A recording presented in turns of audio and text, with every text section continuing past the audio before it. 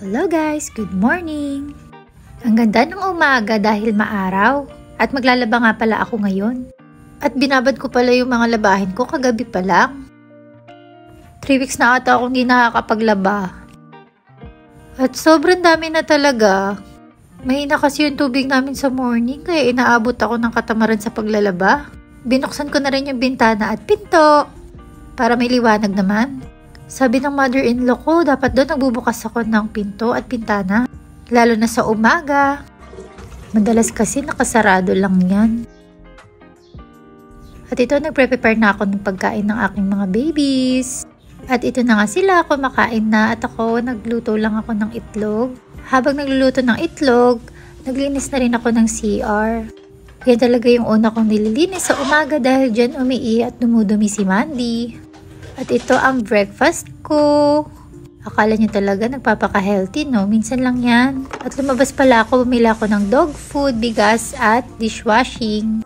5 kilos, kasya na sa akin sa isang buwan. At naglinis na ako dito sa likod bago ako mag-start ng paglalaba.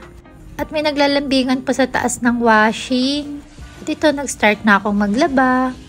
Siyempre after niya, nagbanlaw na ako. At nagsampay na rin, sobrang bilis, no? Pero matagal ko rin yung ginawa. Hindi ko lang talaga gusto ang paglalaba, pero wala naman akong choice. Hindi pala ako nagwa-washing ng mga damit. Ini-spin dry ko lang sila para hindi na sila mamaho. Para hangin-hangin lang, matutuyo na sila. Hindi na kasi ako nagpapainit ng mga damit. Kasi mabilis lumuma at kumupas ang mga damit pag sobra silang naaarawan. Sa sobrang dami nga, para ako naglaban ng isang bale. At hinuli ko nga itong mga puti. At dito ko lang sila isasampay sa may bungad. At kinagabihan, after ko mag-dinner, naghugas na ako, naglinis ng lababo, at nagpunas ng mga lamesa. At syempre, hindi natin kakalimutan ng ating gamot dahil importante yan. Sana talaga matigil ko na ang gamot na to kasi nahihirapan na din talaga ako. Yun ang tinatanong ko sa sarili ko, kailan ko makakayang walang gamot. After niya, nag-check na ako kung may mga orders at wala pa nga at ang tumal-tumal. At ito na nga yung baby ko, pinapagalitan ko siya kasi tinapon niya yung mga dog food niya.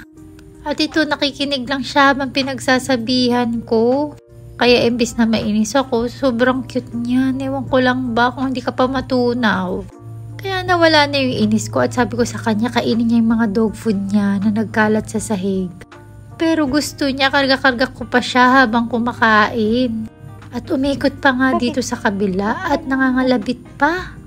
Ewan ko ba sa kanya, bakit dapat nakakandong siya sa akin habang kumakain? Sobrang sweet talaga.